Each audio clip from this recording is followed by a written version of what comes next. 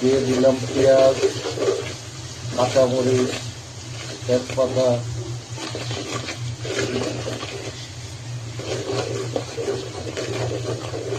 এখন আমরা মটর পোলাও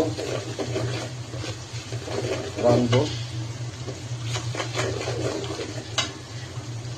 পেঁয়াজটা একটু লাল লাল করে ভাজতে হবে।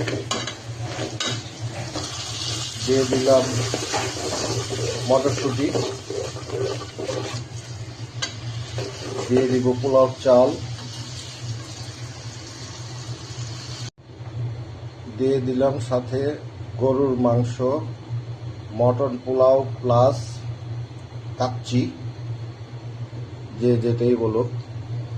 আমরা মটন পোলাও কাচ্চি পাক করতেছি, প্রায় হয়ে গেছে, 20 মিনিট পর ফিরছি।